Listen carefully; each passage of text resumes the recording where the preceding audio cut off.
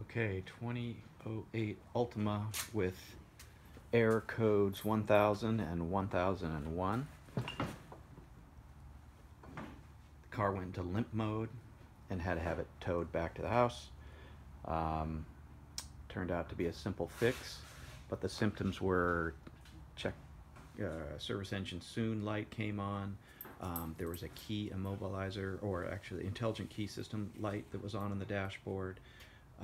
There was the car went in complete limp mode, meaning it get fixed into second or third gear, had no acceleration, could get no more than 5 or 10 miles an hour. It also would clunk when you put it into reverse and clunk when you put it into drive. And it just happened out of the blue. I mean, I had drove back from the airport, parked it, picked something up, went to start it, put it in reverse. It was just clunked in, weird. Started driving down the street. It didn't work any longer. Ended up having to get it towed home.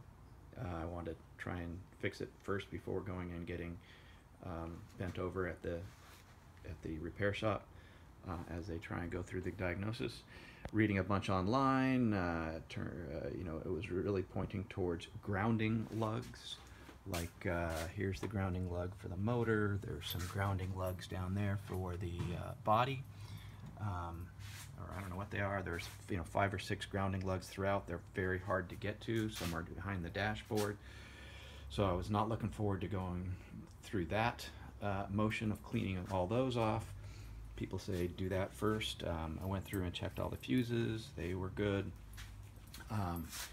And this is the engine control module right here. I thought, oh, that's going to have to be replaced because that's, and I don't, what people typically do is get another one. If you're at a repair shop, they'll get another one, plug it on, and see if it works. If it works, great.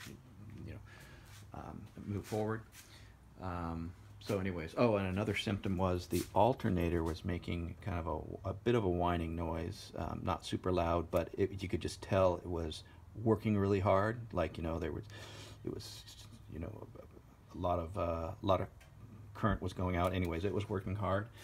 I tested the battery and it was fine. You start up the motor, it was 14 volts. Everything was fine there.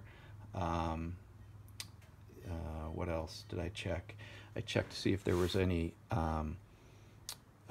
current, like a short, just by putting an amp meter between the negative terminal and the lug here, and it was, that was all normal. It was about 100 milliwatts. Yeah, about 100 milliwatts or so after it calmed down a little bit. At first it's up around 3 watts and then it goes down to about 100 milliwatts after about 30 seconds. So anyways, everything seemed normal.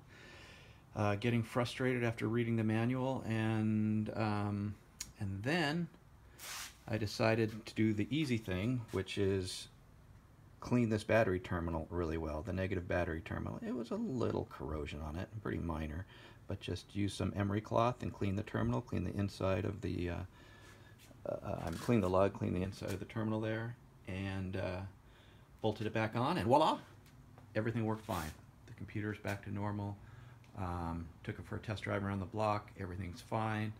So that saved a $1,000 bill anyways by taking it over to the dealership. So I would say if you get those codes, the CAN communication controller codes, errors, check this as the very first thing, the negative battery terminal. Clean them both, right?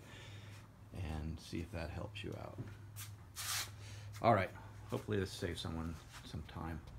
I spent about 3 hours, 4 hours on this thing. It's ridiculous. All right.